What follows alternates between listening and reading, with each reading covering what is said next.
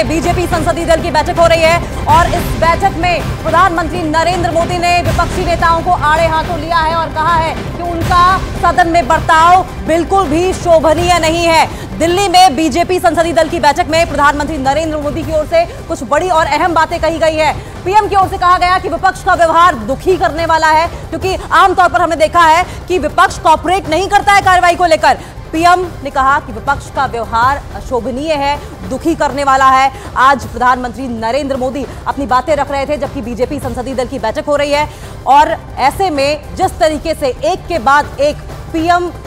जो तमाम बातें हाईलाइट कर रहे हैं उसमें विपक्ष के तमाम सांसद जो अपना आक्रामक रवैया अपनाते रहे हैं और सदन को नहीं चलने में उनकी भागीदारी रही है, बाधित करने में एक्टिव रहते हैं और इसी को लेकर प्रधानमंत्री नरेंद्र मोदी की ओर से दुख जताया गया है। सीधा रुख करेंगे, हमारे सहयोगी यतेंद्र हमारे साथ जुड़ गए हैं। यतेंद्र, ये बहुत बड़ी बात पीएम ने कह दी है, वाकई दुखी करने वाली बात है क्योंकि देश का नुकसान होता है।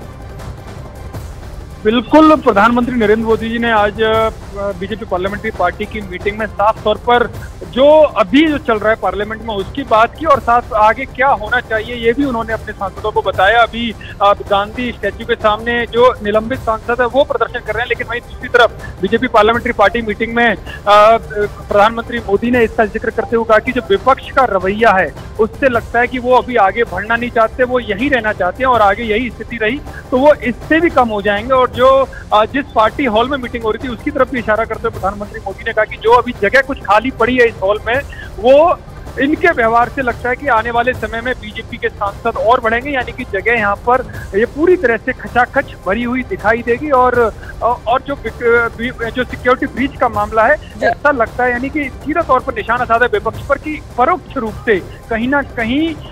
जो विपक्ष के सांसद हैं यानी विपक्ष है उनको कहीं ना कहीं सिक्योरिटी ब्रीच करने वालों को सपोर्ट है, क्योंकि जो रवैया वो फिलहाल सदन में दिखा रहे हैं वो रवैया किसी भी हालत में सही नहीं कहा जा सकता। और साथ ही एक और जिक्र उन्होंने किया कि जो नए मतदाता हैं, जब 2014 में उनकी सरकार आई थी तब उनकी उम्र 8 साल रही होगी, लेकिन आज वो मतदान करने की उम्र तक पहुंच गए हैं और ऐसे में उन्होंने वो दौर नहीं देखा होगा जब हर दिन अपोजिशन के समय में जब हर दिन घोटाले सामने आते थे। अब उन्हें विकसित भारत की तस्वीर दिखाई देती है, तो ऐसे में उस दौर की याद दिलाना उनको बेहद जरूरी है। जब वो वोट करने जाएंगे तो उनको पता रहना चाहिए कि यूपीए के समय में देश की क्या हालत थी। बिल्कुल यतेंद्र,